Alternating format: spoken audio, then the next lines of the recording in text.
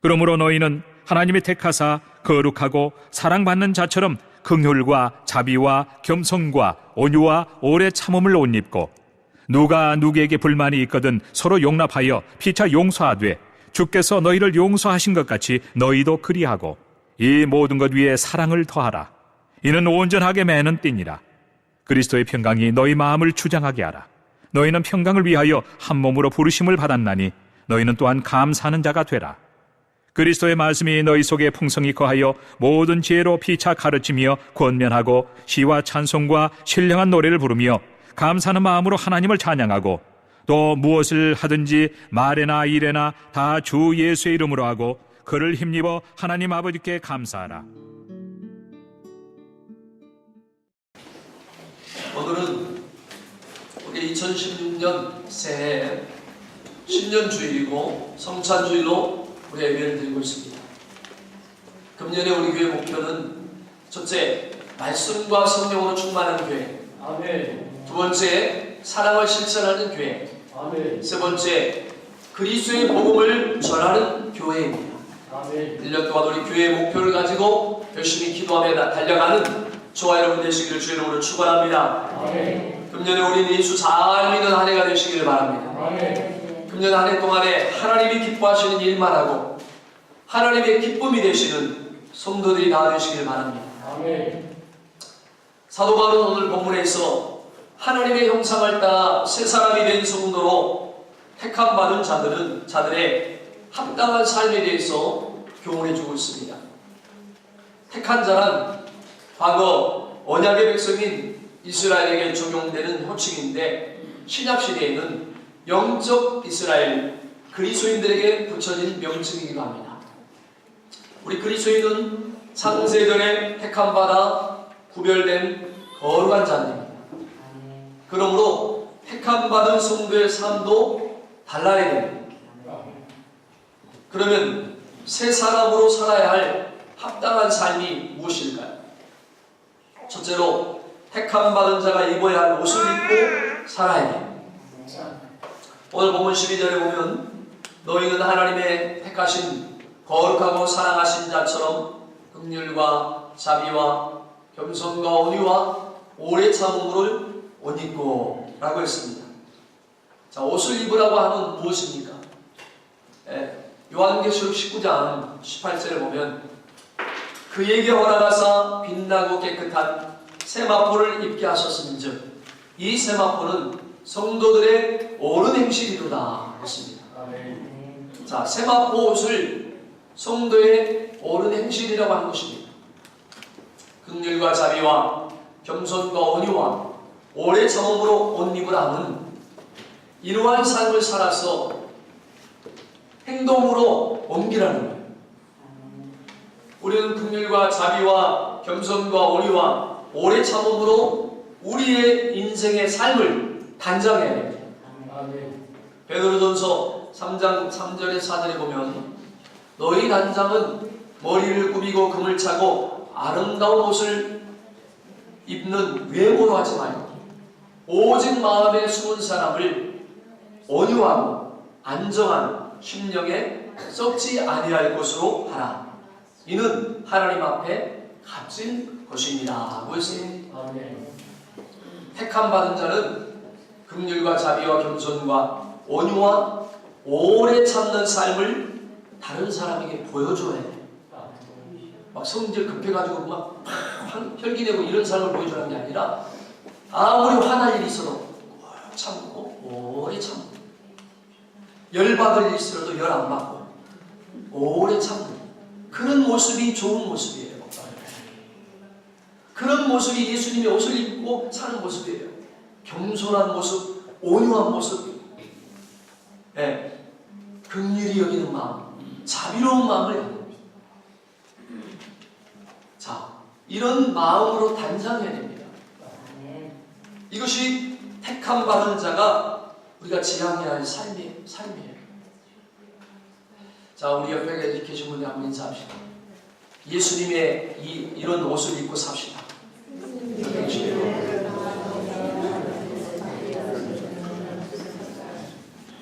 이 예수님의 옷을 입은 사람은 절대적으로 이렇게 살아갈 수밖에 없어요.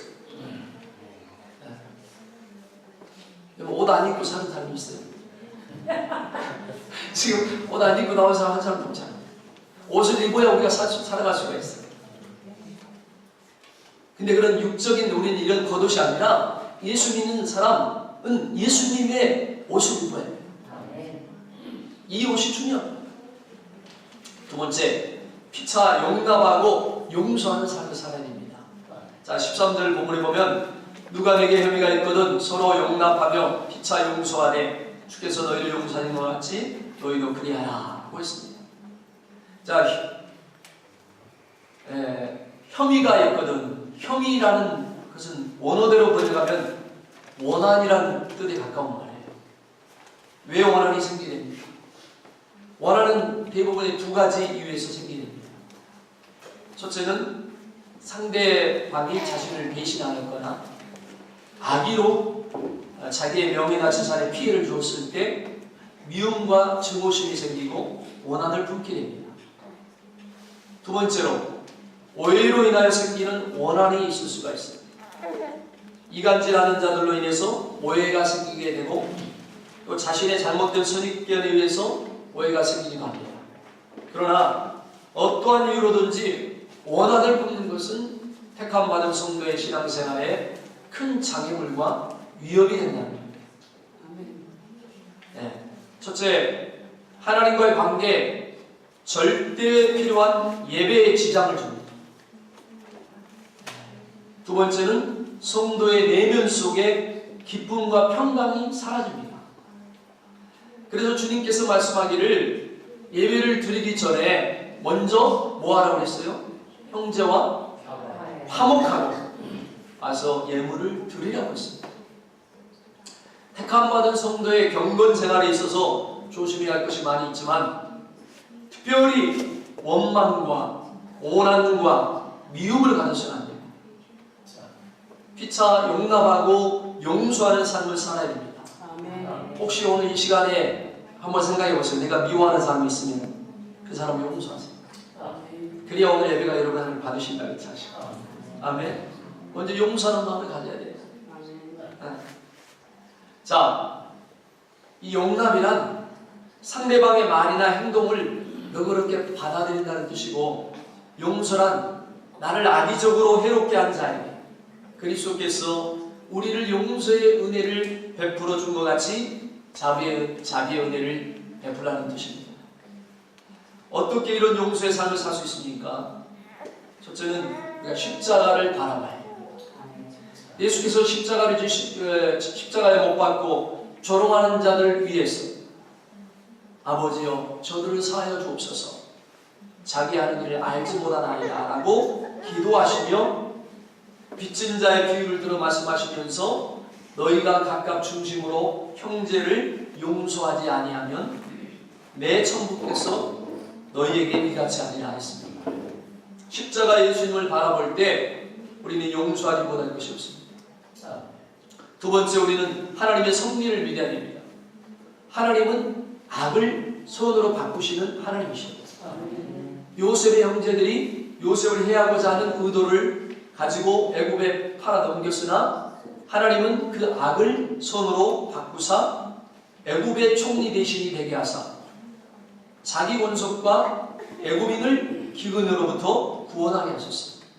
그래서 로마서 8장 28절에 보면 뭐예요? 하나님을 사랑하는 자, 곧 그 뜻대로 부르심을 입은 자들에게는 모든 것이 합력하여 소원을 이루느니라 했습니다.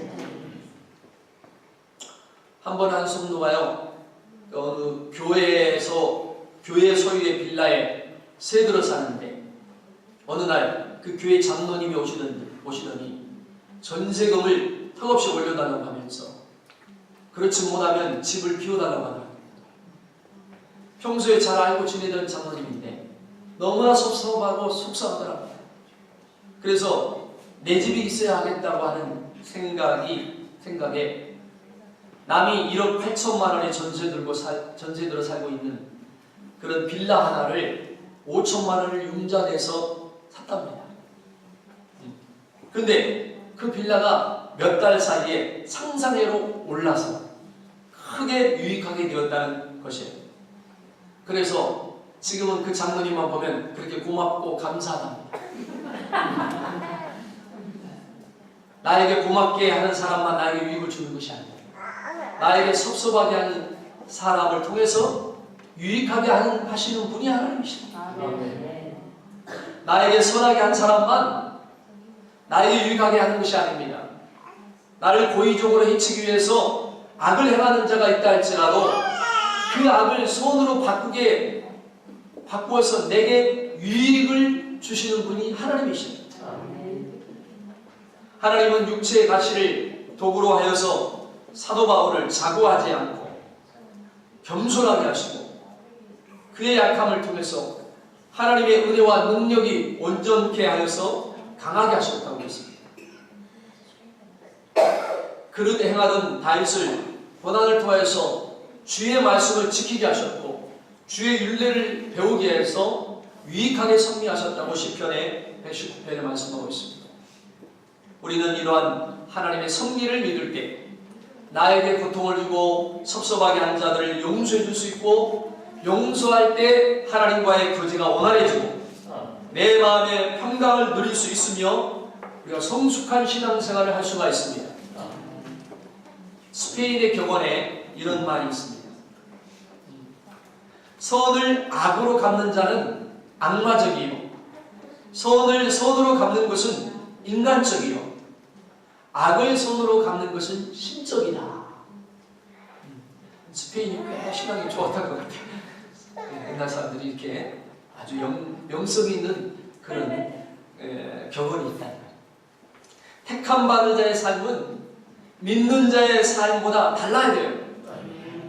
믿지 않는 자는 인간적인 삶으로 만족하지만 택함 받은 성도들은 악을 선으로 갚는 신적 삶을 살아가도록 힘써야 합니다. 마태복음 5장 46절 47절에 보면 예수께서 친히 말씀하시기를 너희가 너희를 사랑하는 자를 사랑하면 무슨 상이 있으리요 세리도 이같이 아니하느냐 또 너희가 너희 형제에게만 무난하면 남보다 더한 것이 무엇이냐 이방인들도 이같이 아니하느냐 하셨어요. 예. 택함 받은 자의 삶이라는 것은 믿지 않는 사람들이 용서할 수 없는 사람까지도 용서하고 이방인들이 사랑할 수 없는 자까지도 사랑하는 삶을 살아야 되는 겁니다. 세 번째는 감사하는 삶입니다. 오늘 본문 15절에 보십시오. 그리스도의 평강이 너희 마음을 주장하게 하나 평강을 위하여 너희가 한 몸으로 부르심을 받았나니 또한 너희는 감사하는 자가 되라 했습니다. 또 16절에 보세요. 시와 찬미와 신령한 노래를 부르며 마음의 감사함으로 하나님을 찬양하고 라고 했고 또 17절에 보면 또 무엇을 하든지 말이나 일이나 다 주 예수의 이름으로 하고 그를 힘입어 하나님 아버지께 감사하라 했습니다. 자, 모든 것을 감사로 하라고 하는 겁니다. 감사는 택함받은 성도들의 삶의 특권이고 성숙한 그리스도인의 표징이기도 하고 여러분 불신자와 신자의 차이가 뭡니까? 불신자는 하나님을 알지도 않고 하나님께 감사하지도 않고 영화롭기도 아니합니다. 믿는 자는 하나님이 주시는 축복뿐만 아니라 하나님이 하시는 모든 일로 인해서 감사하고 영광을 돌리게 됩니다. 자, 로마서 1장 21절 23절에 보세요. 하나님을 알되 하나님으로 영화롭기도 아니하며 감사치도 아니하고 오히려 그 생각이 허망하여지며 미련한 마음이 어두워졌나니 스스로 지이 따라 우쭐하게 되어 썩어지지 아니하는 하나님의 영광을 썩어질 사람과 금수와 버러지 형상의 우상으로 바뀌었느니라 했습니다. 자, 감사하는 신앙생활은 믿음을 더욱더 성장시키고 품위 있는 인생이 되게 합니다. 그러나 감사 없는 원망과 불평의 삶은 신앙 성장을 방해하고 자기 삶을 불행케 합니다. 나에게 감사하는 마음이 점점 사라져가고 있다고 하는 것은 나의 믿음과 신앙이 점점 퇴색되어 가고 있다고 하는 증거입니다. 그래서 사도 바울은 범사에 감사하라. 이는 그리스도 예수 안에서 너희를 향하신 하나님의 뜻입니다 했습니다. 여러분 선진국의 사람들의 특징이 뭔지 압니까? 후진국과 선진국이 다른 게 뭔지 알아요? 선진국 사람들의 특징이 많이 감사해요. 감사. 선진국 사람 늘 땡큐 감사. 단큐시. 단큐. 뭐 조그마한 일만도 감사. 감사가 이게 배웠어요. 근데 우리 한국 사람들은 감사를 잘 안 해. 이것도 아직 선진국이 아니에요. 조그마한 일도 감사할 줄 알아야 돼요. 벌써 인격이 있는 사람은 감사가 입에 배우고 입에 늘 나와요. 감사하는 삶을 살아야 돼요. 우리가. 감사하고 또 표현을 해야 돼요. 할렐루야. 우리 올해 2016년에는 좀 우리 인격이 신앙이 좀 성숙하시기 바랍니다. 그래서 볼 때마다 감사합니다. 감사가 입에 붙어야 돼요. 감사하는 사람은 하나님의 축복된 인생이 돼요. 감사하는 사람은 인생이 잘 됩니다. 할렐루야. 자, 그리스도인의 감사는 이익과 불이익을 초월해서 감사해야 돼요. 자, 우리가 범사에 감사해야 할 이유가 무엇인가요? 우리가 하나님께 범사에 감사해야 할 이유는 너무나 많이 있습니다. 첫 번째, 모든 것이 하나님의 섭리이기 때문에 욥기 1장 21절에 보면요, 내가 모태에서 적신이 나와 싸운즉 또한 적신이 그리로 돌아가올지라 주신 자도 여호와시요 취하신 자도 여호와시니 여호와의 이름이 찬송을 받으실지니이다 라고 했습니다. 주신 자도 하나님이시요 취하신 자도 하나님이시라고 하셨으니 우리가 살아가는 중에 손해를 보고 이익을 보는 것이 우리의 능력이나 우준함에 있는 것이 우준함에 있는 것 같이 보이지만 그 일을 섭리하고 주장하시는 분은 하나님이십니다. 그래서 잠언 16장 9절에 보면 사람이 마음으로 자기 길을 계획할지라도 그 걸음을 인도하시는 자는 여호와시니라 라고 하는 겁니다. 우리는 어떠한 결과에도 하나님의 뜻과 섭리를 믿고 범사에 감사할 수 있어야 돼요. 범사에 감사하시기 바랍니다. 또 우리가 예수 그리스도를 말미암은 소망으로 인해서 감사해야 돼요. 우리는 예수님으로 인해서 죄악에서 구속했을 뿐만 아니라 영생의 소망을 주었어요. 우리는 다 죄인이고 다 죄에 앉은 삶이 없잖아요. 태어나서부터 지금까지. 그렇기 때문에 죄인이고 그 죄인은 심판받아야 되고 그 죄인은 사망이 오는 거예요. 죄 때문에.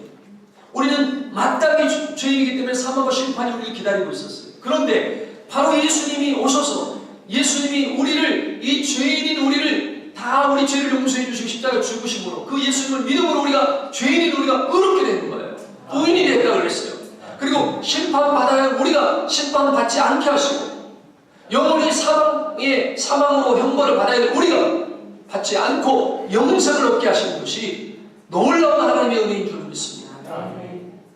이건 뭐 돈으로 바꿀 수 있는 것이 아니에요. 세상을 다 주고도 얻을 수 있는 것이 아니에요. 택함받은 성도들은 죽어도 살고 살아서 믿는 자는 영원히 죽지 않는 하늘의 소망을 가지게 되었습니다.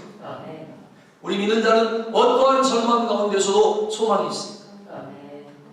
인생들에게는 행복한 삶도 있지만 행복한 죽음도 있는 겁니다. 행복한 죽음이란 어떤 죽음이에요? 소망이 있는 죽음입니다. 인생의 죽음이 종착역이고 죽음이 종착역이고 모든 것이 거기서 끝난다고 생각하는 자의 죽음은 허무한 죽음이요 슬픔의 죽음이요 가장 우울하고 불행한 죽음입니다. 똑같이 죽는 것 같이 보이지만 똑같은 죽음이 아니에요. 우리 그리스도인에게는 행복한 죽음이 있습니다. 인생이 죽음으로 끝나는 것이 아니라 죽음의 관문을 통해서 주께서 예비하신 영원한 하나님 나라로 가게 된다고 하는 이 소망이 있는 자에게는 행복한 죽음이에요. 그래서 예수 믿는 사람의 죽음을 막 자기가 죽으면서 슬퍼하고 막 괴로워하고 그러지 않아요. 거듭난 사람은 절대로 그러지 않습니다. 거듭나지 않는 사람은 죽음에 대해서 두려워하고 슬퍼해요. 막 자기 안 죽으려고. 나는 많은 장례를 한국에서 많은 장례식을 했어요. 임종예배도 드리고 발인식도 하고. 근데 예수 믿고 죽는 사람 얼굴이 편안하고 좋아요. 편안하고.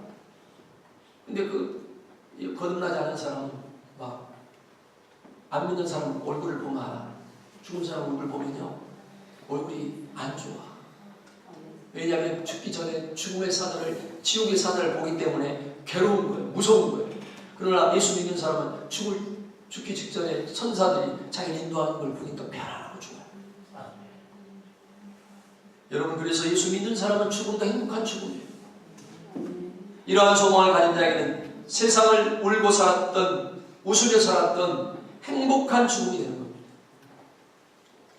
한 놀이터에서 마음 놓고 즐겁게 뛰어노는 아이들을 볼 때 다 행복하게 보이지만, 해가 지고 땅거미가 지면을 덮을 때 돌아갈 집이 있고 기다리는 부모가 있는 아이와 돌아갈 것도 없고 맞아줄 부모도 없는 아이와는 엄청난 차이가 나는 겁니다.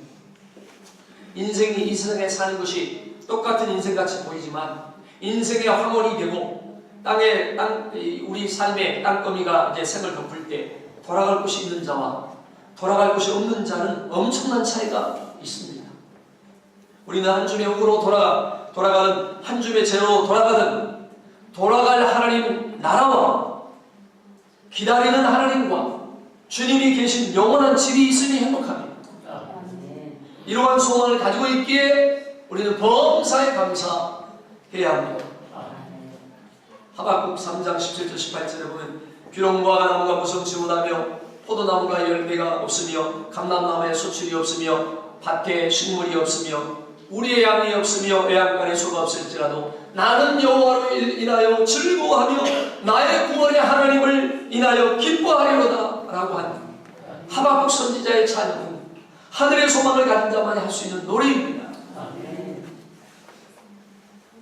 세 번째, 창조주 하나님의 특별하신 은혜를 생각하고 감사해야 됩니다. 하나님께서 천지 만물을 창조하셨다고 하는 것은 우리의 신앙 고백의 가장 중요한 첫 번째 고백이에요. 창세기 1장 1절에 뭐라고 했어요? 태초에 하나님이 천지를 창조하시니라. 우리의 신앙 고백의 가장, 또 사도신경의 맨 처음이 뭐예요? 전능하사 천지를 만드신 하나님 아버지를 내가 믿사오며 하는 데 있습니다. 우리는 하나님을 창조주로 고백할 때 감사하지 아니할 수가 없습니다. 하나님께서 모든 피조물 중에 우리 인간을 창조하실 때 하나님의 형상대로 지으시고 하나님과 교제할 수 있는 영적인 파트너로 삼아주시고 만물 중에 뛰어나게 하시고 만물의 영장으로 삼아주시고 만물을 우리에게 주셨으며 옳지 우리가 이것이 감사하지 않을 수가 있겠어요. 여러분, 부잣집에서 사랑받고 호의호식 시켜준다고 인간을 포기하고 애완견이 되시겠습니까? 아니면 국보로 지정해 준다고 인간을 포기하고 고목나무가 되시겠습니까? 우리 중에 천하를 다 준다 한들 인간을 포기하고 금수가 되겠다고 할 자는 없는 것입니다. 결코 그럴 수 없는 것입니다. 인간으로 우리가 창조받은 것이 천하보다도 귀한 일입니다. 우리는 인간으로 창조받은 그 은혜에 감사해야 돼요.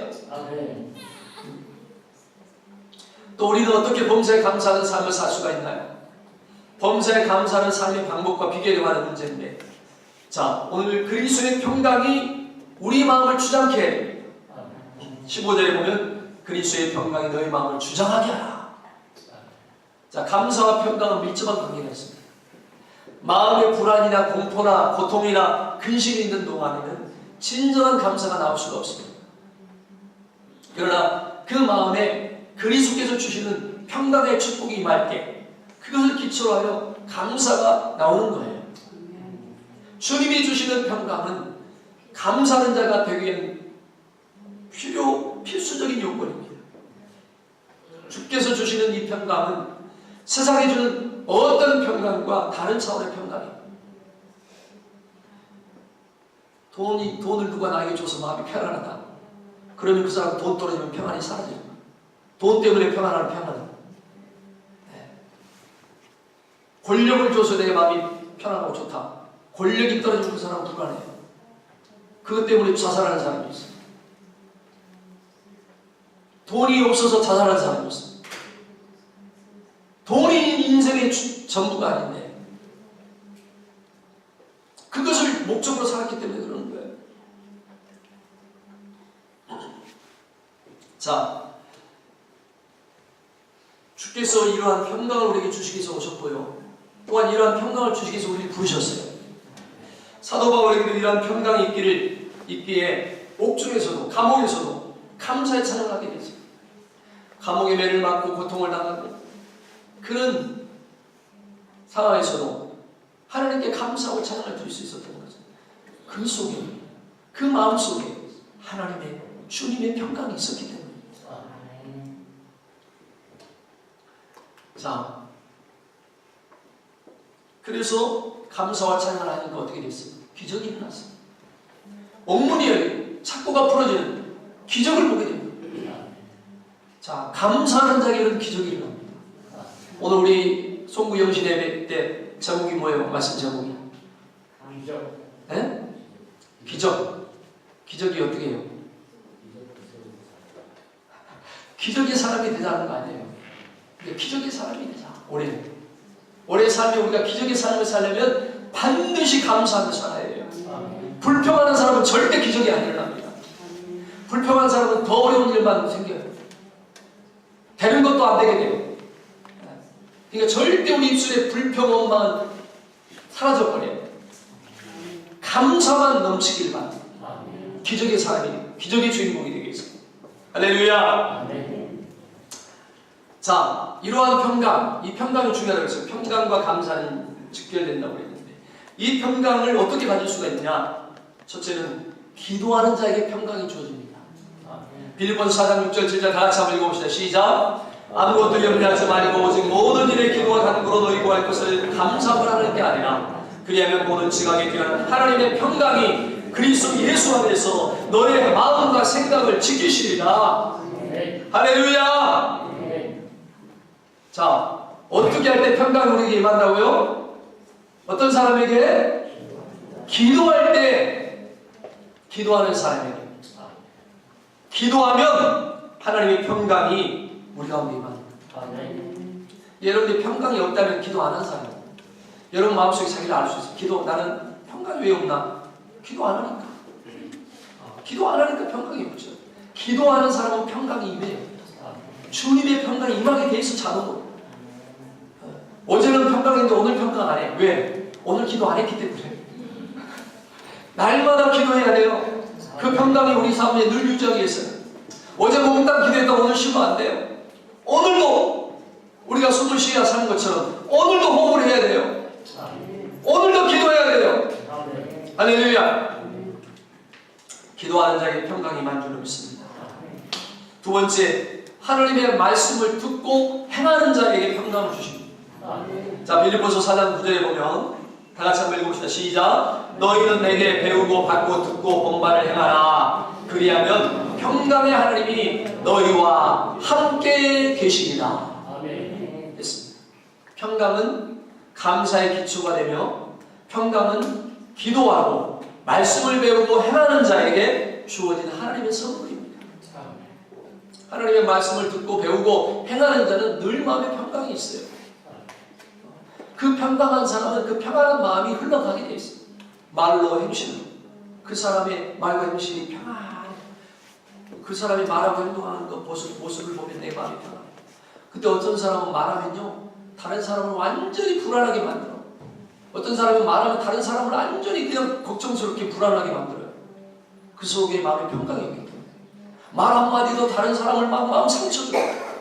마음을 괴롭게 만들고 힘들게 만들어요. 왜? 그 사람의 마음에 평강이 없기 때문에. 왜 평강이 없어요? 기도하지 않기 때문에. 감사가 없기 때문에.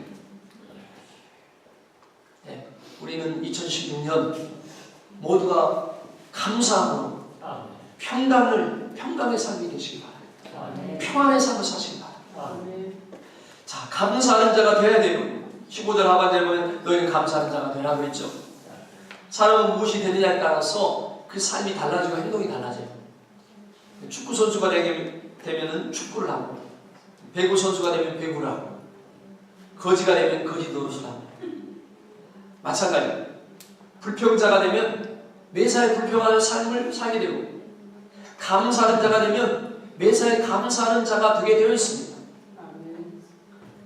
자, 여러분, 나는 불평하는 자입니까? 감사하는 자입니까? 우리 모두 감사하는 자가 되시기 바랍니다. 아멘. 옆에 계신 분들이 하시고 새해에는 진짜 감사하는 자가 되며 삽시다. 옆에서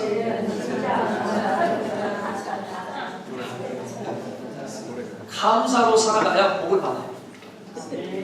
세 번째는 그리스도의 말씀이 우리 안에 풍성하게 해야 돼요. 아멘. 자, 16절에 본문에 그리스도의 말씀이 너희 속에 풍성히 거하여 모든 지혜로 피차 가르치며 권면하고 시와 찬미와 신령한 노래를 부르며 마음의 감사함으로 하나님을 찬양하라고 했습니다. 아멘. 예수 그리스도의 말씀이 우리 속에 풍성히 거할 때 지혜도 있고 가르침도 있고 고난도 시와 찬미와 신령한 노래를 부르며 마음속에 감사가 우러나서 하나님을 찬양할 수 있다는 것입니다. 아멘. 그렇기 때문에 늘 말씀 안에 거해야 돼요. 아멘. 새벽기도 나오는 게 제일 좋아요. 아멘. 새벽마다 말씀을 우리가 대하기 때문에 그리고 기도하기 때문에 아멘. 거리가 멀어서 시간이 없어 힘들다. 그럼 여러분 집에서 일어나서 새벽 예배를 드리세요. 말씀을 보시고 기도하세요. 이게 굉장히 좋은 삶의 훈련이고 축복된 길입니다. 말씀을 묵상하고 기도하는 훈련. 그것이 예배로 시작하는 하루 새벽 기도가 좋아요. 할 수만 있으면 새벽 기도하고 거리가 너무 멀면 집에서 예배로 하루를 새벽으로 시작하고 기도하는 여러분 되시길 바랍니다. 말씀을 취하로 늘 배우고 말씀이 풍성히 구하려면 열심히 말씀을 배워야 돼요. 목장에 가서 말씀을 열심히 배우세요. 일주일에 한 번씩이라도 우리가 말씀을 배우고 그 말씀을 묵상하는 거 아주 중요합니다. 말씀이 우리에게 힘이 되고 능력이 됩니다. 목장 예배를 통해서 우리가 힘을 얻고 능력을 받습니다. 서로 문제를 나누고 삶을 나누고 그래서 삶이 변화되고 새로워지는 걸 느끼게 됩니다. 정말 목장 예배를 잘 드리는 사람은 목장이 기다려줘요. 목장에 하나님 그 말씀을 통해서 말씀을 흘러 나누고 배우기 때문에 할렐루야. 말씀이 우리에게 풍성히 구하도록 힘을 다하시길 바랍니다. 말씀이 풍성할 때 범사에 감사하게 됩니다. 감사의 마음을 의식적으로 표현하는 것이 예배입니다. 예배. 시와 찬미와 신령한 노래로 감사함을 표현하는 것입니다. 표현되지 않는 감사는 감사가 아니에요. 시로 찬미로 노래로 감사함을 표현해야 됩니다. 이런 말이 있죠.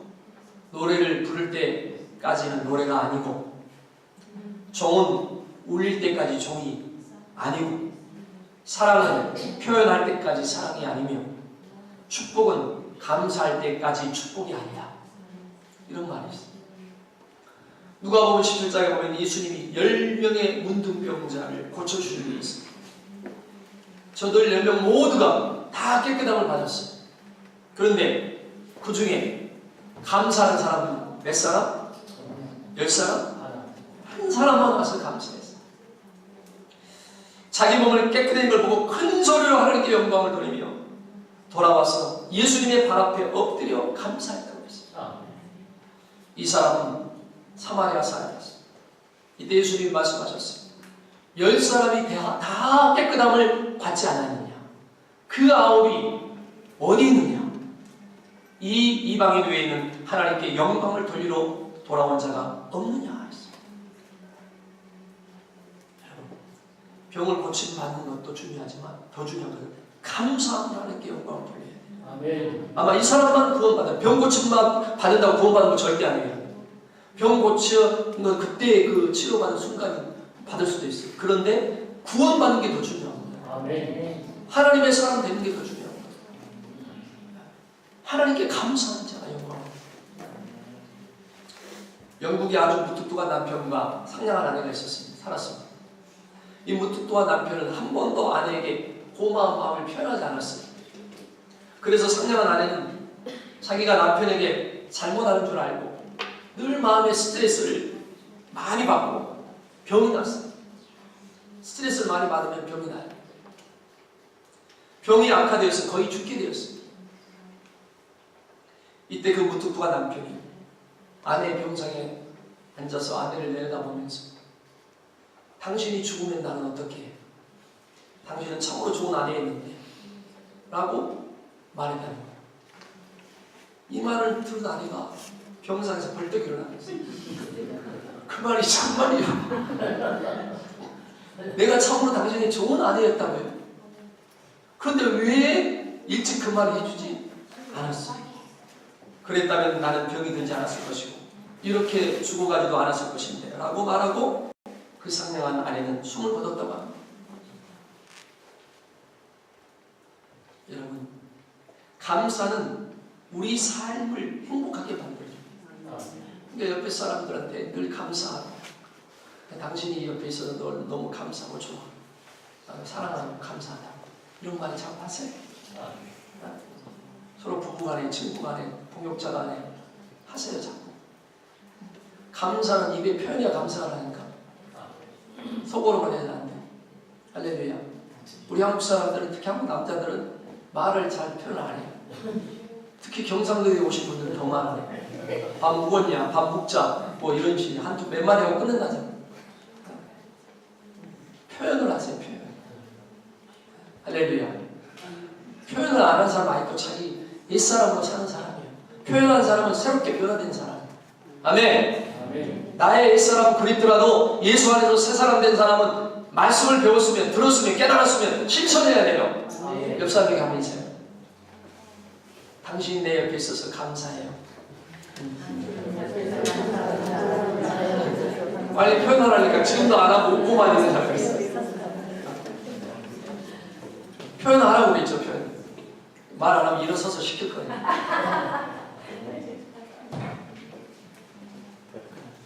자, 감사는 하나님을 기쁘시게 하는 삶이 되는 겁니다. 감사는 우리의 삶을 풍요하게 만들어줘요. 감사는 나 자신에게는 물론 다른 사람에게 기쁨을 줍니다. 내가 당신 때문에 감사하다, 당신이 정말 감사하다, 고맙다, 감사하다, 이 말을 들을 때 얼마나 그 사람 마음이 좋아요. 지옥은 감사를 모르는 사람들이 가는 곳이 지옥이에요. 거기는 불평 원망하는 사람들이 가는 곳이 다 지옥이에요. 천국은 감사하는 자들이 함께 모이는 곳이에요. 이게 입술에서 늘 불평과 원망하는 사람은 지옥의 삶을 사는 거예요. 지금 이 땅에서도. 그리고 이 땅에서 늘 감사하면서 사는 사람은 이 땅에서 천국의 삶을 사는 거예요. 할렐루야. 감사한 마음을 말로 하나님께 아뢰는 것이 기도요. 기도를 어떻게 하라고 했어요? 감사함으로 아뢰라. 하나님, 나한테 왜 이런 일을 주십니까? 아이, 정말 짜증나게. 이렇게 기도하라고 하면 안 되지. 하나님 왜 나한테 이래요? 원망스러운 뜻이. 그렇게 기도하면 안 되고, 하나님 감사합니다. 지금까지 지켜주시게 해주신 거 감사합니다. 늘 감사함으로 기도를 해야 돼요. 아멘. 아멘. 감사를 노래로 표현하는 것이 찬양이에요. 감사를 물질로 표현하는 것이 헌금과 헌물입니다. 하나님 앞에 감사의 예물을 드리잖아요. 감사합니다. 저는 작년에 또 감사가 할 것이 많은데, 작년에 우리 교회가 상당히 재정적으로 어려웠어요. 지금도 그렇게 풀린 건 아니지만, 그래서 저도 더 하나님께 감사의 예물을 더 드렸어요. 교회가 재정적으로 어려우니까. 어느 때보다 더 많이 드린 것 같아요. 제가 볼 때. 그래서 더 감사가 되더라고요. 하나님께 더 많이 드리는 것이 너무 감사했어요. 교회가 어렵고 재정이 어려우니까 내가 더 드려야 되겠지. 내가 주는 것 중에 더 많이 드렸어. 어느 해보다도. 우리 재정부장은 이제 보니까 알 거야. 연말 통계 나오면 다 나와요. 1년에 감사금, 헌금한 게 얼마 나오느냐 싹 나오거든. 연말 정산할 때. 하나님 앞에 드릴 수 있는 것이 감사해요. 어려운 중에도 더 많이 드릴 수 있는 것이 얼마나 감사한지.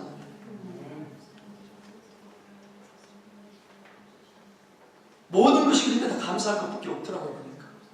네. 모든 것이 감사해요. 택함받은 새 사람으로 사는 삶이 뭡니까, 여러분? 택함받은 자는 긍휼과 자비와 온유와 오래 참음으로 옷을 입어야 하고, 피차에 용납하고 용서하는 삶이 되어야 됩니다. 범사에 감사하는 삶이 되어야 됩니다. 우리 모두 이러한 새 사람으로 택함 받은 자의 삶이 되기를 축원합니다. 아멘. 우리 교회는 너무 우리 성도들이 적지만 너무 감사할 것밖에 없어요. 적은 성도지만 한 분 한 분을 생각하고 기도할 때마다 참으로 감사해요. 우리가 함께 이 적은 성도지만 힘을 합하고 가족같이 서로 돕고 서로 힘을 다하고 열심을 다하고 함께 합력해서 열심히 주님을 섬기고 적은 교회지만 이렇게 섬교할 수 있어서 감사, 구제할 수 있어서 감사. 적은 교회지만 시골 교회, 농어촌 교회를 우리가 3번이나 십자가 탑을 세우는데 드릴 수 있어서 감사. 농어촌 교회를 세우는데